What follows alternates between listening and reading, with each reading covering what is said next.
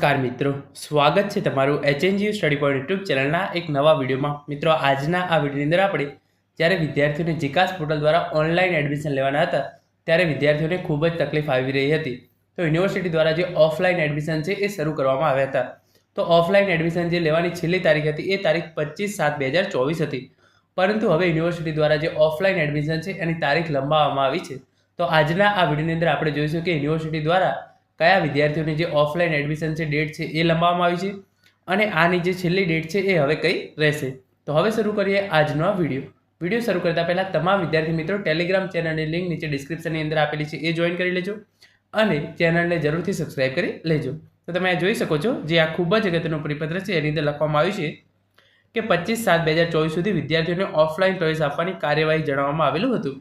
એટલે કે offline admission જે 15 સરકારી યુનિવર્સિટી છે એની અંદર ઓફલાઈન એડમિશન લેવાની છેલ્લી તારીખ 25/7/2024 હતી, પરંતુ હવે જે આ તમામ નવો નિર્ણય લેવામાં આવ્યો છે એની અંદર આ તારીખ છે એ 30/7/2024 સુધી ઓફલાઈન પ્રવેશ અંગેની તારીખ લંબાવવામાં આવેલી છે। એટલે કે જે વિદ્યાર્થીઓને AT-KTનું પરિણામ આવી ગયેલું હોય અથવા તો જે વિદ્યાર્થીઓએ પૂરક પરીક્ષા આપેલી હોય અને એમનું રિઝલ્ટ આવી ગયું હોય તો આ વિદ્યાર્થીઓ છે એ પણ તારીખ 30/7/2024 સુધી એડમિશન છે એ લઈ શકે છે। જે સ્નાતક અને અનુસ્નાતક બંનેની અંદર જે હવે એડમિશનની છેલ્લી તારીખ છે એ તારીખ 30/7/2024 છે। એટલે કે કોઈ પણ વિદ્યાર્થી જે એડમિશન લેવા માગતો હોય એના માટે આ 5 દિવસ છે એ ખૂબ જ અગત્યના રહેશે અને એના માટે કેટલીક સૂચનાઓ આપવામાં આવેલી છે એ આપણે જોઈ લઈએ તો ફટાફટ।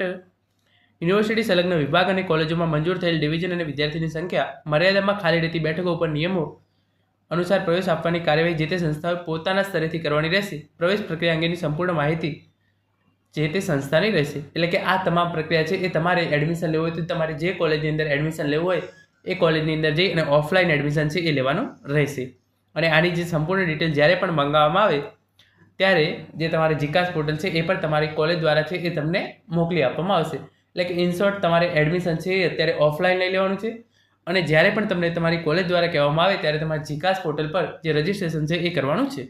આ વખતે જ્યારે તમે ઓફલાઈન એડમિશન લેવા જશો ત્યારે તમારે 300 રૂપિયા ફી છે એ ચોક્કસથી ભરવી પડશે। જે વિદ્યાર્થીઓ ઓનલાઈન એડમિશન લીધું છે એમણે 300 રૂપિયા ફી છે એ જીકાસ પોર્ટલ પર ભરી દીધેલી હશે અને જે વિદ્યાર્થીઓ ઓફલાઈન એડમિશન લેશે તો એમણે 300 રૂપિયા જે ફી છે એ કોલેજમાં જમા કરવાની રહેશે। આ ઉપરાંત પછી ત્રીજો નિયમ આપ્યો છે એ ઓફલાઈન પ્રવેશ અંગેની સંપૂર્ણ પ્રક્રિયા તારીખ 30/7/2024 સુધીમાં પૂર્ણ કરવાની રહેશે અને હવે મને લાગે છે ત્યાં સુધી આ તારીખ છે હવે કોઈ પણ સંજોગોની અંદર લંબાવવામાં આવશે નહીં। તો તમારે એડમિશન લેવાનું હોય તો તારીખ 30/7/2024 એ છેલ્લામાં છેલ્લી છે।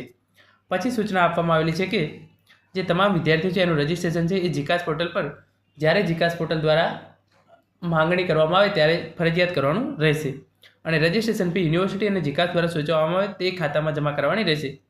જે વિદ્યાર્થી જીકાસ પોર્ટલ પર 300 રૂપિયા ફી જમા કરાવેલ છે તેવા વિદ્યાર્થીઓ પાસે 300 રૂપિયા ફી જમા જે છે એ વસૂલ કરવાની રહેશે નહીં। એટલે કે જ્યારે તમે જીકાસ પોર્ટલ પર ઓનલાઈન રજિસ્ટ્રેશન કરી દીધેલું હશે તો તમારે 300 રૂપિયા ફી છે એ આપવાની જરૂર પડશે નહીં, પરંતુ તમે જો જીકાસ પોર્ટલ પર રજિસ્ટ્રેશન કરાવેલું નથી અને એમને ઓફલાઈન એડમિશન લો છો તો તમારે જે 300 રૂપિયા ફી છે એ ચૂકવવાની રહેશે અને યુનિવર્સિટી અને એટલે કે તમારી કોલેજ તમને જે QR કોડ આપે અથવા તો કોઈ અકાઉન્ટ ડિટેલ જે પણ ઇન્ફોર્મેશન આપે એની અંદર તમારે જે 300 રૂપિયા ફી છે એ ચૂકવવાની રહેશે। આ 300 રૂપિયા ફી છે એ તમારે એક જ વાર ચૂકવવાની રહેશે અને આ નોન રિફંડેબલ છે। તો મિત્રો, આ હતો આજનો વિડીયો જેની અંદર આપણે જોયું કે સ્નાતક અને અનુસ્નાતક એડમિશનની જે ડેટ છે એ લંબાવવામાં આવી છે અને એની અંદર તમારા માટે જે અગત્યના 5 નિયમો છે એના વિશે ચર્ચા કરી છે। આશા રાખું છું આજના વિડીયોની અંદર મેં તમને જે પણ ઇન્ફોર્મેશન આપી છે એ તમને ચોક્કસ ઉપયોગી થશે। Thank you so much for watching.